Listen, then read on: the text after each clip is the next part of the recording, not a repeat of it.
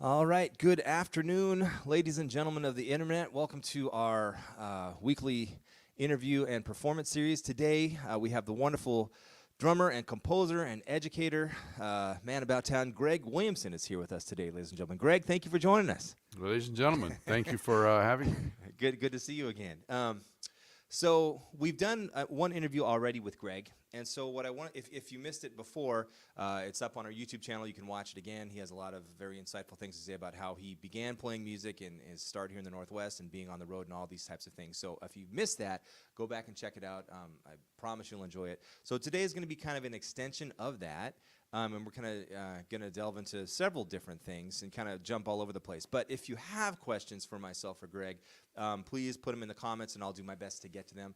I'm running everything here, which is why I've got my phone on my knee today. Normally there's someone helping out with that, but so I will do my best to get to your questions if I can. If not, just put them in the comments, and we can get them after the fact. So anyways, Greg, we were talking before we got started here, and we decided we're going to talk a little bit about the education side of things today. So now you're at Western teaching. Now, how long have you been there, and what are your responsibilities up there in Bellingham?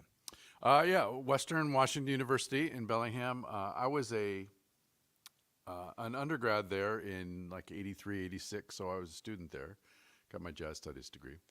So I go back that far, and at that time I was a new kid, and there's guys like Ron and Rich Cole that were there before me, and there was lots of history before that. Fast forward, way forward, I've been back there as drum set adjunct faculty teaching. This is starting my third year, so I'm into my third year now. And then I also started doing the second big band. We started up the second big band right after COVID and lockdown. I did the jazz combos, and then when we came back in person, I was the first one back in the building to field all the bands and the improv class and lessons and two of the combos. We had two combos started at that time. And now after that quarter, this was last year, after that first fall quarter, Kevin Woods came back, and he's the director of jazz studies, so he gets all the emails and stuff. And I also teach a drum set pedagogy class, which is a lot of fun. It's the students who are going to go out and be teachers. It's showing them how to deal with drum set players in their classroom at a high school level or college level. So for those types of things, I know there's a jillion different ways to teach, but when you're approaching that kind of stuff, are you doing more like in conjunction with your own knowledge and education about this stuff and history and experience? Are there books and things that you recommend the students to check on readers at all, like recordings, or how do you address that? Oh yeah, if 50% listening for sure. I stress, especially in the upper level drum set lessons, we talk a lot about, who the players were. What did Max Roach play? What did Art Blakey play? Somebody says play more like Joe Morello with the Dave Brubeck group. What does that mean? So drum set players, it's not like playing oboe where you just learn your technique and that's it. You need to have an artistic sense of what all these different subgenres of jazz or pop or rock or anything that's drum set, what all that means, and not just here's what I can play. It's can you play in context? So I spent a lot of time doing that. Yeah, I was thinking about on the drive here something I wanted to ask you, and I couldn't even formulate. I have to think about it like 4 or 5 different ways in my brain. And I couldn't even think about it, but hopefully I can do justice to it now. I wanted to ask you this: with your experience and working with lots of different drummers over the years, and your own experiences, trials and tribulations, getting better as a musician, what are some common mistakes or things that you see with young drummers across the board that typically need to be corrected? And I know that's a broad question. That's a good question. Typically, less experienced players, they want to play too much on the drum set, solo around and make a bunch of noise and impress their friends or whatever. And sometimes that's encouraged by band directors who stand up in front of the band and go, play more, no, go, no. And they want to hear all this crazy drum stuff. And really, to be a successful drummer, you need to just find the pocket, play the groove, whatever that is within your ability as a drummer, and stick to that and serve the music instead of serving the drum set. That's what I emphasize a lot. So It's, hey, simplify things. You know, listen to the recordings. What did the guy on that recording play? If that's your, if that's your influence, if you're trying to play a Count Basie thing, what exactly did Sonny Payne play? Write it down. Get it really detailed, and you'll find that, they didn't play crazy stuff all the time. They nailed down the time. I think we're in a day and age where you see many fine players that have real world experience out being on the road and gigging and being with legendary artists, world class artists, such as yourself. You have all this great experience, and then you can actually bring that into the classroom, and it's not someone coming in as an adjunct but actually leading programs.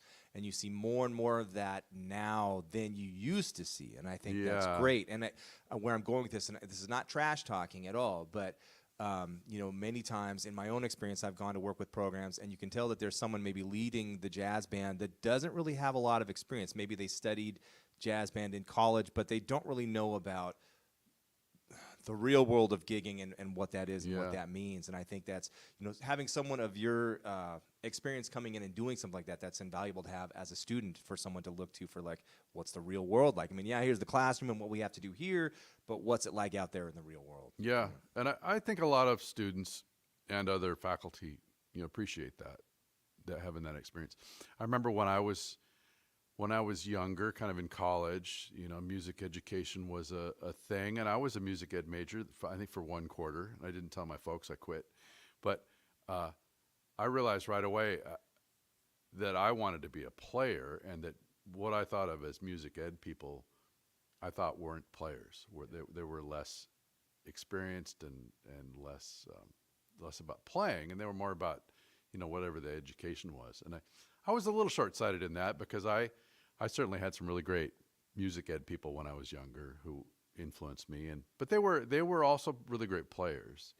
And so I kind of stepped away from that. And then as I worked my way back to that over the years, I decided, well, okay, I can be part of the solution to bring some great players into music ed.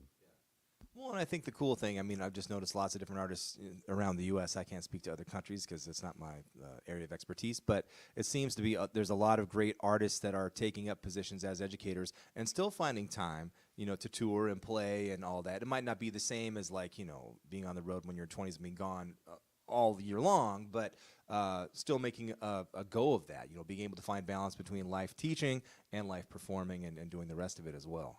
Is that a fair assessment? Or? Oh, yeah. It turns out my favorite players are the same players that want to share about the music, and that's basically what we're doing. We're sharing with people who are very interested and taking the time to absorb some of that. And it's you mentioned jazz history too, and the music has gone through this history and lineage, but it's still developing. It's a developing music. And so what, people who are student age now, what they're experiencing is going to be part of that. Right. And that's part of our job. I know you do the same thing, is bring along that lineage. And, this is what happened before, and then after that, now we're up to the, the young people. I sound like Ramsey. The young people. And see where they take it next, Well, it's interesting because I'll have some students, this is my 21st year doing the jazz program at Tacoma School of the Arts, and, there's a bunch of stuff that, when I originally started there, Spotify and all this stuff, that's a whole nother topic of conversation for better or worse, but it wasn't what it was now, So when I originally got there, I had my entire library of stuff on a hard drive that the students could go and listen. Cool. And now they're hearing stuff, that they have stuff that they've grown up with now, and we're talking about kids that are 12, 13, 14, 15, around there, and then they're listening stuff, they're hearing stuff that's like 40, 50, 60 years old, and they're like, it's blowing their minds, like they had no idea. So it's kind of like you're in the position of you're introducing them to music to make them more knowledgeable listeners, and that helps them in turn become better musicians. And even if they don't become professional musicians, a more not that they want to be trying to strive to be an educated audience, but they know more about it and know more how to listen and how to appreciate it, and it helps develop not only stronger players but stronger listeners and audiences as a whole. Yeah. It's a long-winded thing, but stronger listeners and a better audience has always been a great thing. And I heard a really great quote from, I think it's an Aristotle quote, but the drummer John Riley was talking about it at a talk. He said, a teacher's job is not to fill your pot with the knowledge. It's to make you curious. And so if I can make them, if we can all make curious listeners out of all of them, and then curious performers and players, then they're going to go out on their own and make more detailed and dive deeper into the music. Well, now, so it sounds like the program, like most programs, right before COVID, you said you've been there for about 3 years now. So that was like right at the beginning of all this, and you were still able to get things going, to keep things going. Right. So now, what you were saying is the program is building and growing. So what all, not that this is a plug for Western, if it is, if you get students out of this, send money our way. But can you talk about the program and what they offer and what's going on up in Bellingham right now? Well, yeah, there is when I was there in the 80s, there was a jazz studies major, and then that went away because of the director that came in. And now they're back up to having a jazz minor.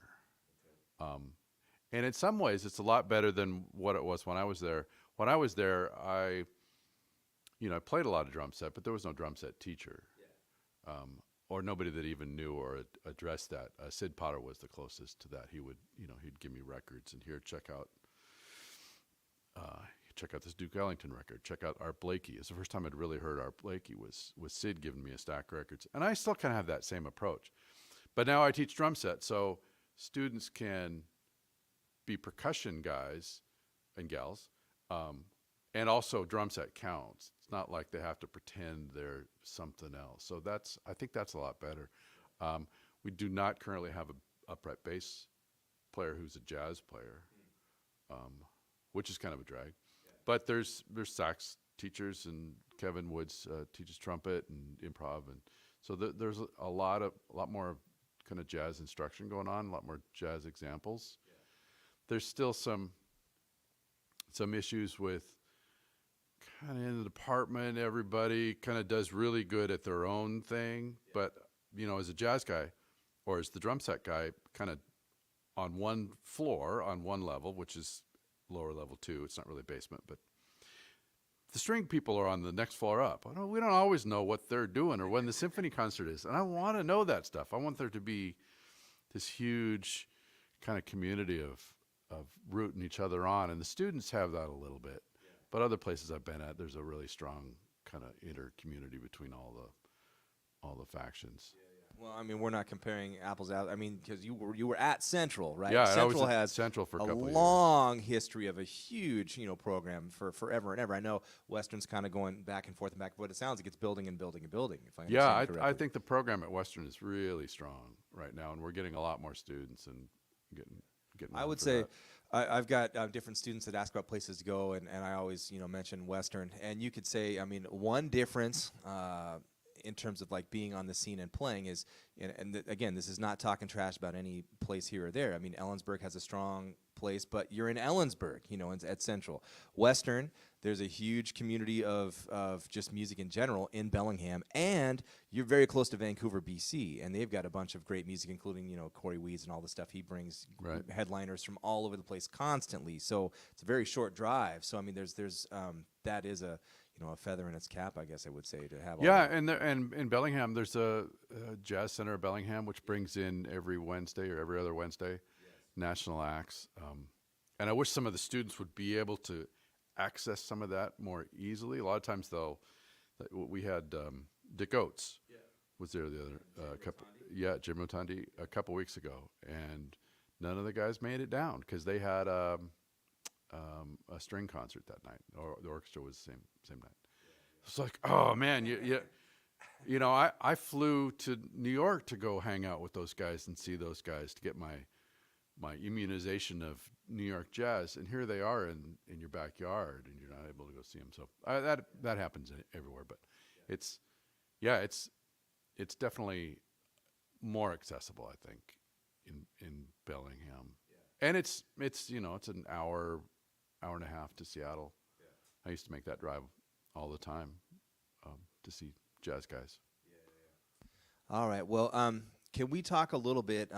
You mentioned, and I'm very happy to hear this because there was the Pony Boy All-Star Big Band was for years, and there was the what was the park festival you guys did? Oh, Sandpoint Magnuson Park. We did the jazz picnic for years, and then there was Hiroshi's, which was different. But I mean, you've always had your hand in putting together these really great communal things, and now you said you're reviving the big band. Can you speak a little bit about that, please? Yeah, the Pony Boy All Star Big Band was the name that I gave to a big band I collected, and it started out being players who were on the Pony Boy label, kind of roughly, and just the pros. I was never into having a rehearsal band where we played every Monday night or anything like that. I wanted to call the best guys in town, kind of like when I was on the road with Woody's band or something.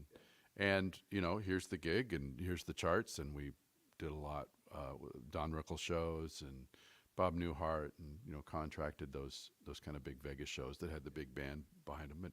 And it was great. That doesn't happen as much anymore. And for, I don't know, 5 years or so, maybe we didn't even meet with that band ever. There just wasn't the work. But I had built up a huge library of pretty modern stuff, a lot of the really old stuff. And we, in the past we had done dances. We did, we played for, the Maestro of Seattle Symphony.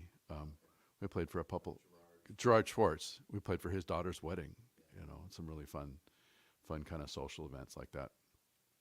So again, fast forward, I said to Danny Kolke, let's start the pro band again.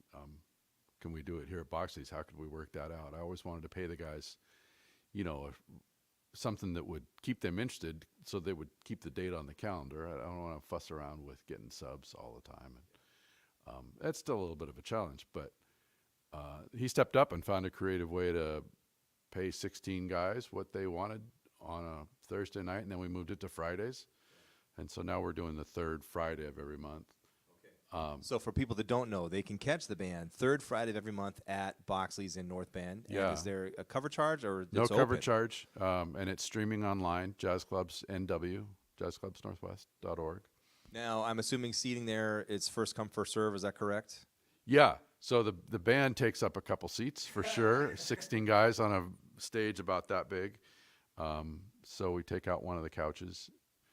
And yeah, there's still room for 40 or so people in the club. Yeah. First come, first serve, and it's always pretty crowded. Okay. But we're playing some really great charts. As I was studying, get my master's at Central, I really dove into more of the Thad Jones arrangements, Bob Brookmeyer stuff, the really kind of heady, artier big band charts that I always loved, and got to know a lot more about them. Did a lot of analysis.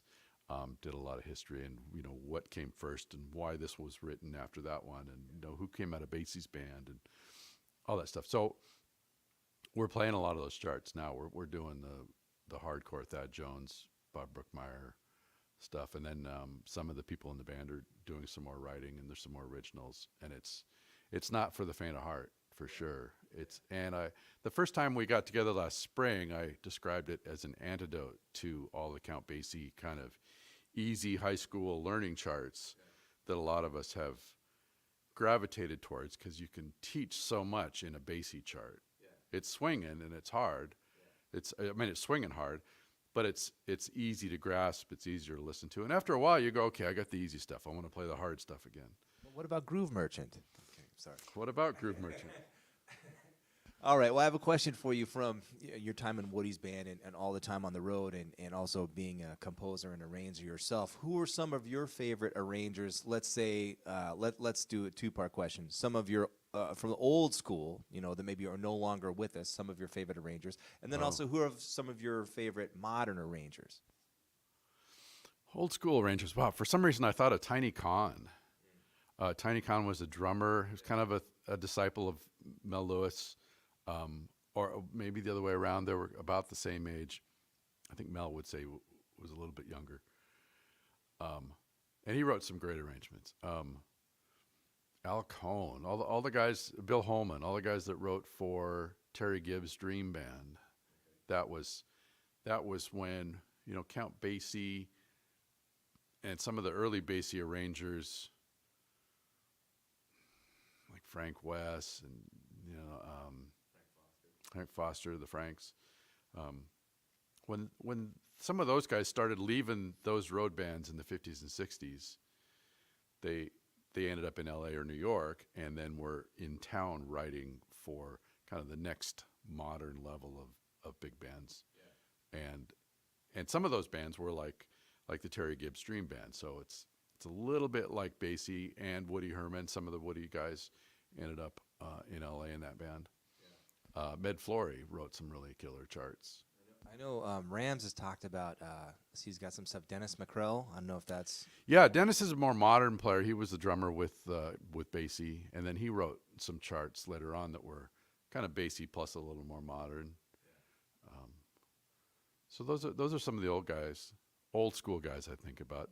McCrell's kind of a newer school. And McCrell ended up being the drummer for the Mel Lewis Jazz Orchestra after Mel passed.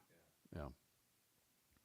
So then coming out of that period, 50s, 60s, Bob Brookmeyer, and there's a whole slew of those arrangers that kind of went through that band, the New York Thad Jones kind of branch of big band writing. And that got a lot more modern, a lot more dissonance, crunchier harmonies, and they weren't just writing stacked thirds anymore, in unison things. There's a lot going on. And Bill Holman came into his own, writing some really crazy arrangements. As someone who's spent time in those bands, touring the world with those bands, and teaching students about this, and currently, still, running the band and putting it together, reviving it, but also serving as a presenter yourself and knowing all of the work that is. This is more like an economics question. Back in the day, it was the popular music, and I'm not saying it's not popular now, but it was just pushing. There was social, like people danced to it and all this kind of stuff. So there was a lot more money in it. Do you see it coming back to being a way to actually make it lucrative to run a big band in 2022 moving forward? I mean, there's ways to do it, but you have to be super creative. Do you see that becoming more of a popular thing? I mean, I'm just curious at your opinions on this. It's popular among the people who are interested in it. Maybe maybe the 5% that even know that exists. Yeah. I think if you're quality at it and you're pushing some boundaries and you're doing something interesting, then yeah, you'll have some interest. Yeah.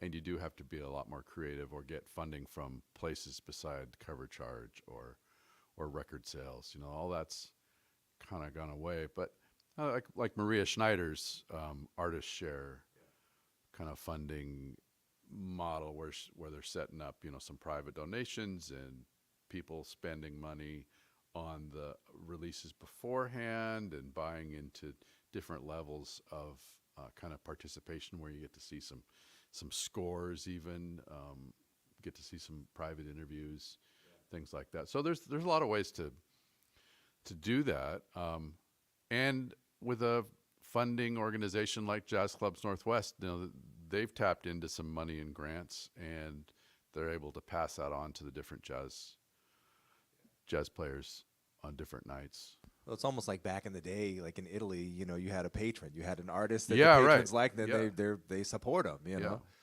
Hint, hint. I'm just putting that out there. Yeah, we need patrons. Vivaldi, had a great patron, and he would write crazy stuff for his patron. All those guys did, yeah.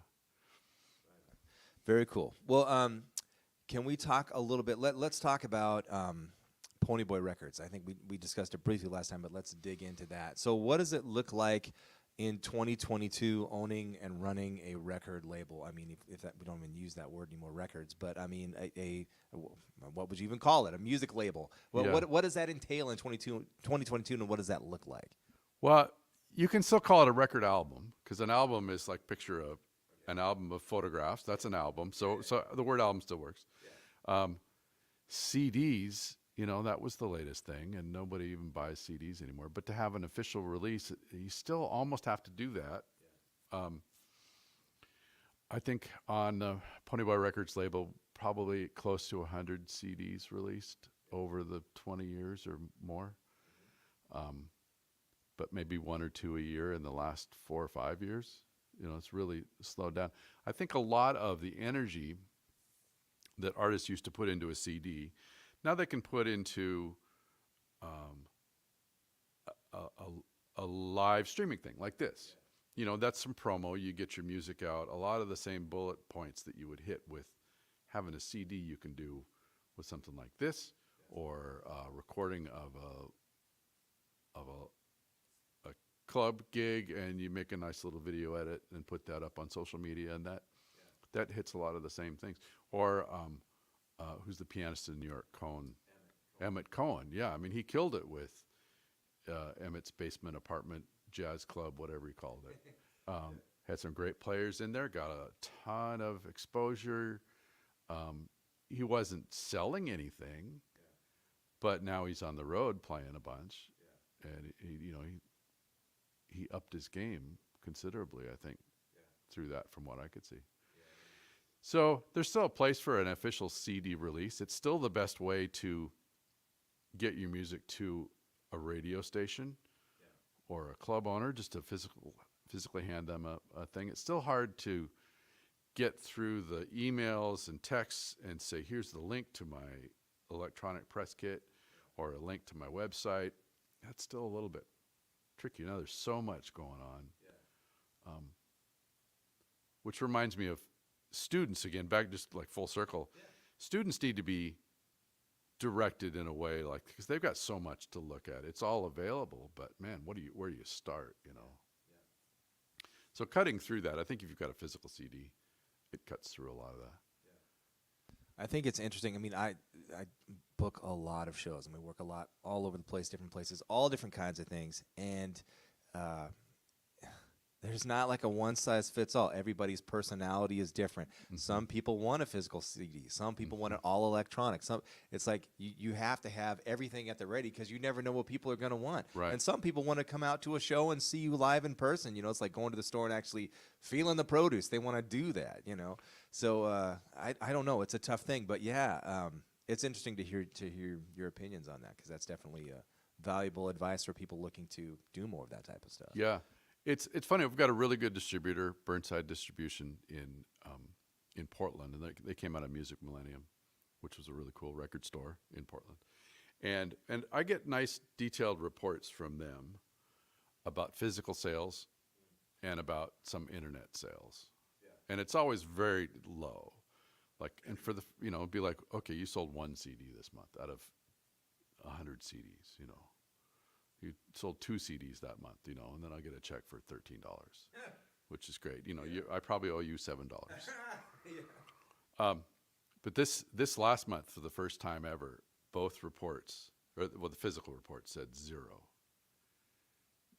It lists all the CDs the label has, 0 activity, 0 money, 0 activity, 0 money. It was always a trickle of something, but that was kind of shocking to see, just zeros. So with that in mind, I mean, because just knowing you, we've been friends for a long time, and I know that you're stand up on stuff in regards to the music business and education and performing. Where do you see things going? I mean, what are your opinions about where things are headed, or do you have any idea? I know that's hard to gauge because things are changing so fast all the time. Any thoughts about because the reason I ask is Chris McBride has his own record label. Kurt Rosenwinkel has his own record label. Everyone's got their own record labels now. So what does that mean? Where are things going? Where are things headed, in your opinion? I could see it makes a lot of sense for players to have their own record label, and that's what I did 20 or 30 years ago. It's a way for an artist to keep track of what their product is and what they're putting out, and they know for sure. And those artists are the ones that want to be hands-on and know what's going on. And I'm sure that once they are hands-on and know what's going on, they'll realize, oh, it's like $7, and now I don't know where it went anyway. It's kind of the same.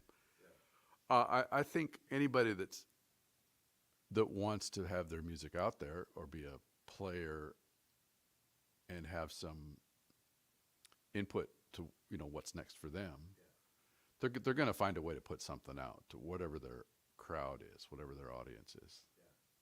You're going to find a way to get to it. It's now it is all digital, but maybe the format could change. It's not Bandcamp anymore. Right. It's going to be different. hopefully the resolutions keep getting better and the quality keeps getting better. I think the thing, like I said, there's just so much product out there that having somebody curate the stuff for you or say, here's some cool stuff that you might like, kind of cut through all the mountains of music that's out there. Well, that's just it. I mean, you hit the nail on the head. I mean, in my opinion, there's so much stuff. Like, I guess, 40, 50 years ago, there was a record label, and if you were with that label, they'd have their stuff. But now there's just mountains and mountains, and there's so much ways for people to pump out content. Yeah. You don't even have to. I mean, you could do it all just on your computer at home. I mean, there's some people doing that. Yeah. So I don't know. We're just talking here. I have no answers, but I'm just thoughts. That's it. Any opinions about what I'm saying? Yeah, just man, if you're in it, just stay mobile.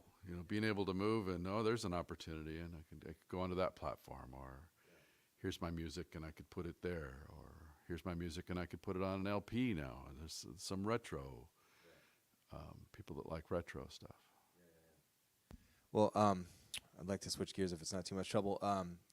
I know you have learned a great deal from the wonderful drummer and band leader Jeff Hamilton, and we talked about that a little bit. But can you dig into your time with him, and what are some takeaway things? Because he's obviously still a champion for the music out there, playing and touring all the time, and he's got his wonderful trio. What are some things that you found very beneficial and helpful with your time studying with him that you obviously? I can definitely hear the influence in your playing. Sure. So. Well, I studied from him, and then we were kind of friends at the same time. He's a little bit older than me. But as I think about it, we're kind of not that far apart now, in age anyway. I mean, I'm not saying I'm like anywhere near him as a player. He started out being a great rudimental player, and he can seemingly play anything that comes into his mind is how it comes out. But I learned a ton just from watching how professional he was, how much he paid attention to detail, which I find I've been harping on a lot lately. It's details, man. How much he paid attention to the groove. If you're not playing great time and groove, you're not going to get called for those gigs anyway. So who cares if you can play fancy shit or not? I got a lot of all that from him. Plus, just sitting and watching him play, he's very expressive physically, and I got a lot of mental images from watching him play. And Ray Brown, those guys, those were my mental images, and that's what I feel and hear and see when I sit down to play. So a lot of that kind of stuff. He was also great just to hang out with and play basketball games with. We went to a couple baseball games. It's just kind of a fun hang if you're around. We won't talk about scotch and cigars, but there's some of that too. So Right on, very cool. Well, let's see. We covered the record label. We've covered the educational side of things. Can we talk a little bit about your involvement with Jazz Clubs Northwest? I mean, you're still doing the trio with Danny Kolke, correct? Yeah. Yep. Yeah, Danny called me. He says it's 13 years they've been doing that. Wow. He called, and he was living in North Bend, and he said, I got this restaurant. I think I'm going to buy it, and I want to start a jazz club. And I rode my motorcycle up and looked at the club, and I said, man, it's a nice space, but I think you're crazy. You're nuts for trying to do that, but I'll help you book some people. And he was a very energetic piano player who knew something about playing, and we had done a CD of his, 10 years before that, and he wanted to get back into playing. And so I think he thought this was the way to do that and to build some community, and he didn't think there was much going on in the town of North Bend. And now there's a ton going on. I think a lot of it has to do with Danny bringing in music. So we did a couple years just as a privately owned restaurant, and I booked the music and played there a lot. And we started off 6 or 7 nights a week, and that scaled back to a more realistic number, and then started a nonprofit got some people to do all the legal paperwork for that, and that's been great. I think it's helped him pull it together. Eventually closed that restaurant as a restaurant, and then moved to another venue soon after that, where he was not responsible for the food, and Jazz Clubs Northwest was just kind of its own. I think the name Jazz Clubs Northwest came up about then. Boxers was the name of the restaurant. We wanted a more encompassing kind of thing for the nonprofit that could be at any venue and any town. So that was a second location. It was in an old firehouse up there, and started helping other communities, Tacoma and Bellingham, do more music. So now we're in a third location that's even smaller. Each location has become smaller and easier to manage, I think, which I could have told him that from the start, but there was some really good meals in between. So now it's just music. They have a great recording setup. We do streaming. I think it's one of the best streaming venues in the country. That puts out regular stuff every Friday and Saturday night right now is live stream. Well, one of the things that I have an immense respect for the work that you guys are doing is the fact that it's free for the public to come to. Not just people in North Bend, anybody can come. And, there's a lot of talk of community and this and that, but there's always seems to be, a ticket price attached to things. I see that a lot of times people say, we're here for the community, we're here for the community. Well, if you've got, and I've seen this in my own experience, like there's some like single parents that maybe they're scuffling to get their kid an instrument, maybe private lessons, if it's a matter of, well, there's a reduced rate for the community. Well, are they going to put food on the table, or are they going to pay the reduced rate ticket? Well, they're going to put food on the table. So, I mean, the fact that you guys have been able to do that work for so long, and keep it free for the public, I mean, that speaks volumes. That's so huge, and I think the community at large in the Pacific Northwest is, at least the music community is greatly thankful for that work you guys are doing. Yeah, there's still no cover charge. The funding comes from grants and membership, and membership just means people sign up to be a member, and it's maybe it's $45 a month or something if they can. And that gives them some perks, theoretically, but if you're not a member, you can still come in and sit down for free and listen to the music. You can still go online. I think if you're a member, you get access to all the archives of previous performances. Which is huge. For someone that doesn't know, can you talk about that a little bit? I mean, it's kind of self-explanatory, but can you maybe give some context? You get a password and a login. And you can go up, and there's a list of July 23rd, 2000, from 3 or 4 years ago or 10 years ago. And you can click on some of its audio. The streaming stuff is in the last couple of years, really kicked in just before the COVID happened. It's funny. He was on that, or Jazz Clubs Northwest was on that before COVID really hit. So when we couldn't play live and everybody was looking at their Zoom for some, interaction with people, we were kind of ready to go. So that was kind of fun. Well, I think, if I'm not mistaken, correct me if I'm wrong, but also one of the perks of being a member is if there are ticketed things, like the ticket price is reduced, you don't pay full bore for the ticket. We've had very few ticketed events, but like Jeff Hamilton was just there with his trio, and I think it was $5 or $10 less if you were a member. So there are some perks, for sure. Very cool.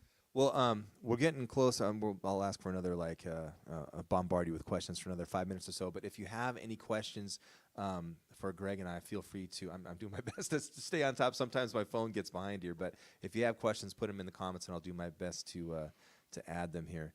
So, can you talk a little bit about the quartet? Because you have that great quartet with.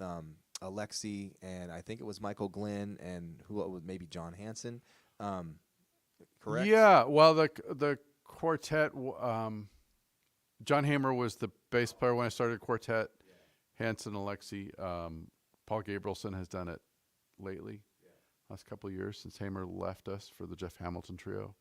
That guy steals all my best players. And that's always been a fun group to present, because I can write arrangements for it and tunes, and maybe we'll do a couple of those tunes today. originals and things that were on my CDs. And those are, monster players and guys that I really enjoy. Before that, I had a sextet, kind of the same idea, and the sextet would play around a lot. And that, to me, that was a big band in a little sports car, kind of a package with 3 horns. And I'm just getting ready to mount that again. And because of more of the Thad Jones, Bob Brookmeyer kind of modern stuff, I'm going to do a new sextet, not really based on Woody Herman and the fun swinging stuff, a little more kind of extended harmonies, lots of floaty stuff. And last couple of years, I've done a week of birthday gigs. And so a commercial plug, or music plug anyway, in January, I've got one night at Boxley's and another night in Bellingham at the Jazz Center. Cool. And as far as those venues know, it's my quartet. As far as I know, it's going to be the new sextet. I've added Connor Eisenmenger, who's a great trombone player, and Kevin Woods is going to play trumpet, and we're going to do some modern harmony, crunchier side of jazz with John Hansen and Paul Gabrielson and Alexi. Very cool. So right on. All right. Well, at this time, if anybody has any questions for Greg or myself, please put them in the comments, and I'll take a look and do my best to get them here. In the meantime, I'll just keep barraging with more questions here. So can you talk about when you were on the road with the Woody Herman Band and touring all over the place, what was one of your favorite, I mean, it doesn't have to be the favorite, but one of your favorite gigs to play? Or do you have any stories about that? And why? Why was it your favorite gig to play? On the road, I don't know. For some reason, the one that just came to mind is when Woody Herman's band, Three Dog Night, opened up for us. We were at a fair in Kansas City, someplace, I don't remember. And somebody said, yeah, there's a band on before us. We got to, set up accordingly or something. So I'm standing on the side of the stage, and I'm going, shit, it's Three Dog Night. It's opening up for us. It's very incongruous, very different. One of my favorite gigs, also Woody's band, was working with Rosemary Clooney. I think of that couple of gigs more recently than most others. Rosemary was great. She sang beautiful. John Otto, who was the pianist with Woody's band beforehand, had done the charts for her. And there was a Woody and Rosemary album, which is just beautiful. So we did all those charts. It was in Hyannisport in the Melody Tent, and it was a round stage that rotated. And so everybody on stage, you're sitting there going like this, and then the audience is there. So everybody in the audience gets to see everybody on the stage from all the angles as it goes around. And it takes, I don't know, a long time to go all the way around. And then the guys come out and move the cables, and then it goes the other way and back around, resets. During a rehearsal, I'm sitting there playing, watching Rosemary, not paying attention to who's behind me, and the stage turns a little bit more, and I see that Mel Lewis is standing behind me like this, he and his wife. And he goes, yeah.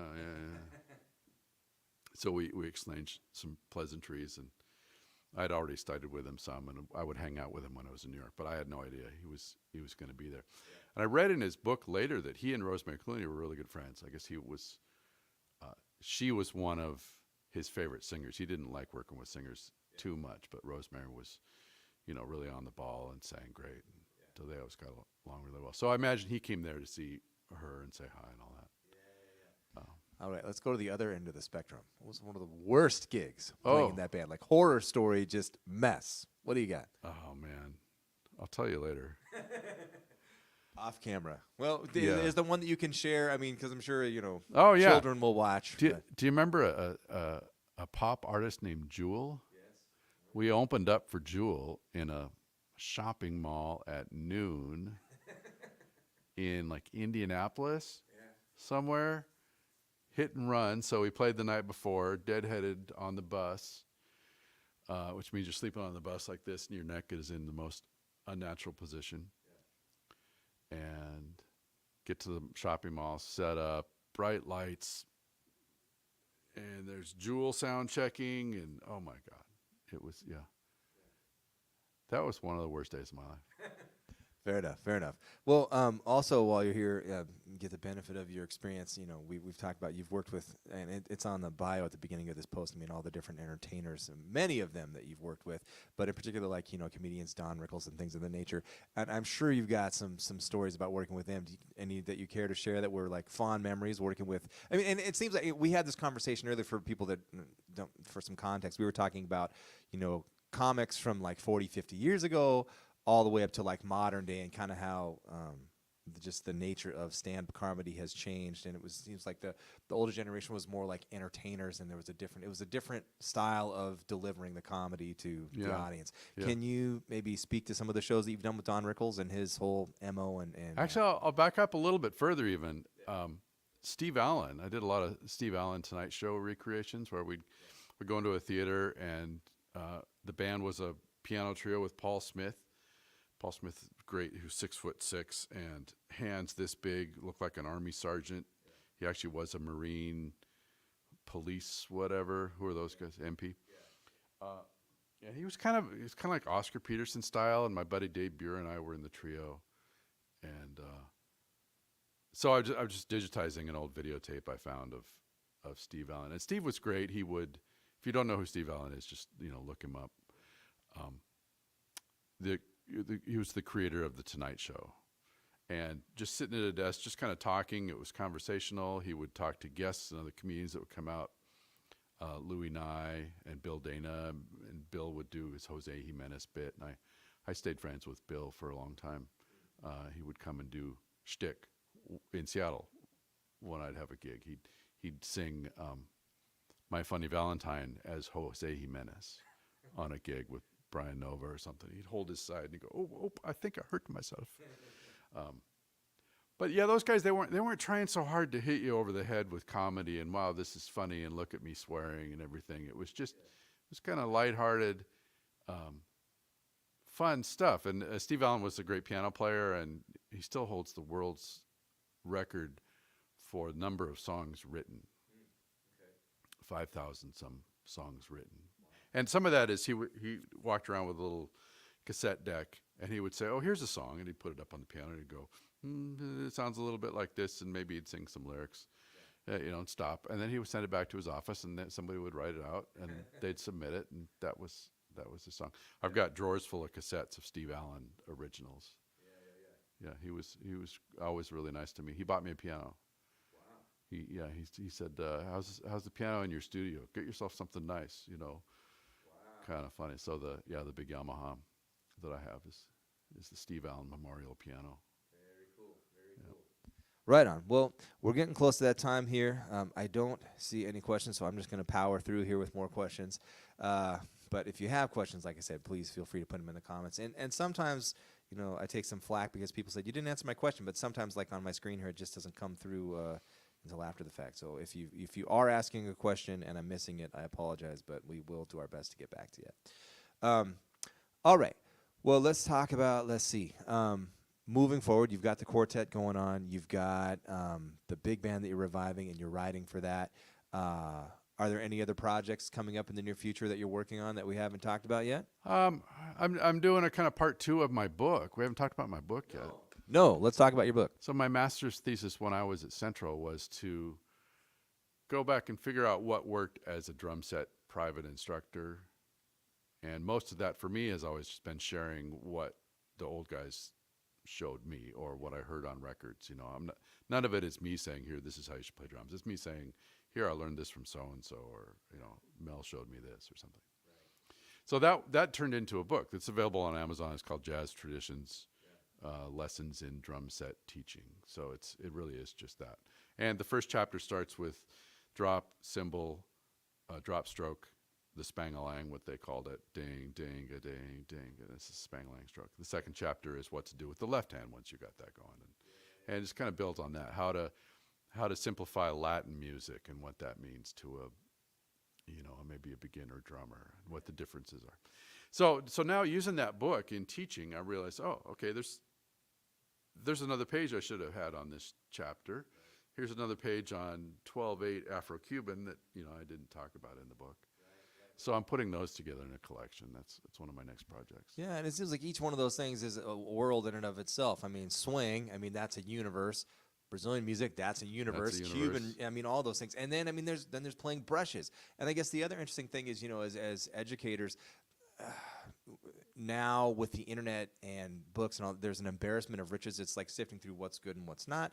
But also, we tell students, listen, listen, listen. Well, particularly on something like on the drums, like how do you explain Varnell Fournier's brushwork? I mean, Right. without actually seeing it, there's guesswork and you can approximate. But like you said, if you've learned from these people directly and you can show that to people, that's huge. That's huge. Yeah, there's a concept in entrepreneurship where you're not selling yourself. You're selling the idea that here I have gone out and learned all this stuff. It took me 30 years to do it in X number of hours. I can show it to you and save you a lot of time. Then you can take it and go from there. And so that's kind of been my approach. Is here you can take it. And back to curating. There's so much out there, drummers. If you say go listen to somebody play brushes, and you find Steve Gadd playing brushes with Paul Simon. Right. It's not the same as brushes with Count Basie. Right. And somebody needs to say, here's the box of what we're talking about. Okay, here's something different. Yeah. And learn about that too, but at least know why this is different than that and what's appropriate. Yeah. So and the other thing I'm working on is this lineage of jazz drummers. In my mind, I have developed like a family tree. Max Roach and Art Blakey, they were brothers in this family tree, and they led to these other guys. And then Tony Williams comes along, and then Elvin Jones comes along. And, it's this big spread out family tree. And some students, they pick something here, and then they pick something here, and they don't know why it's not the same. Yeah. So I'd love to, this is all copyright, by the way. Trademark, Greg Williamson. I did a thesis on why Spotify sucks, why Spotify is the devil. And it's because they don't track any of that. That you can listen to Miles Davis on Spotify, but you don't know that it's Philly Joe Jones on drums. Right. And you don't know that Philly Joe also played with Johnny Griffin on this other recording. Right. Yeah. So I want to connect all those things for people. So, if it's a web page or some kind of an app where it comes down and you see Max Roach, and then you see the records Max was on, and Clifford Brown, and who else played with Max after that. Yeah. Something that connects all these. Yeah. Wikipedia almost does it a little bit. Spotify doesn't do it at all. Spotify strips all the credit from all the musicians that played on it. Well, I think that's interesting. I mean, for me, I learned a ton of, there's huge gaps in my knowledge still, for all of us, but I've learned a lot of what I know about artists and that kind of stuff from liner notes, from on CDs. It was my generation. Liner notes. And the first time I heard John Coltrane, I absolutely hated it. And it was not good, bad, here, whatever. But I had listened to basically nothing but Charlie Parker. What I didn't understand is the John Coltrane that I was listening to was late John Coltrane. Had I heard the early John Coltrane where he was with Miles, working, cooking, relaxing, that's way more in the ballpark of that, and I would have enjoyed that a lot more. But me being very young and inexperienced and not knowledgeable, I just don't like John Coltrane. It wasn't until and if I had something like that to realize, this is late John Coltrane, that would have made a world of difference. So what you're saying is huge. If you hear the progression this way maybe of. Yeah, started off being kind of simpler or more melodic, but being a little bit crazy within that context. And then 20 years later, now crazy within that context means something completely different. Yeah. So it's still the same kind of mindset. But so somebody, if you can follow that path, it makes a lot more sense. Yeah. Well, we're getting close to that time here. We are going to wrap up, and then I'll ask you the final question. But before we do that, thank you so much to our viewers for watching and hanging out with us, whether you're doing it in real time or after the fact. We appreciate your support. Thank you to our sponsors, which is, of course, Ted Brown Music, KNKX, Titus Will Cars, Tacoma Creates, and Edward Jones financial consultant Rick Gray. And thank you to all of you guys for viewing. If you want to make a donation online, you can do that at the beginning of this post. It shows how to do that. But Venmo or PayPal or mailing a check is great. We appreciate the support. We're going to take a very short break here and then come back and play a bunch of brand new original music for you.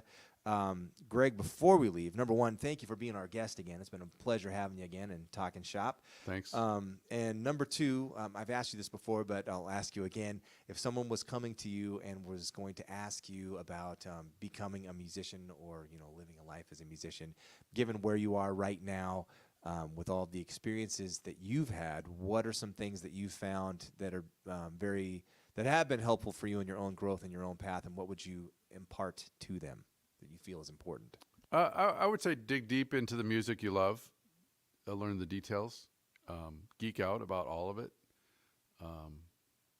do the best you can to be clear about presenting what you think your music is at that moment, and don't give up. Just keep plugging at it. Great advice. Great advice. Well, thank you for being our guest. Thank you for joining us. We're going to take a very short break. We'll start the next live stream here at about 6 o'clock. So join us again if you can. Thanks. Thank you.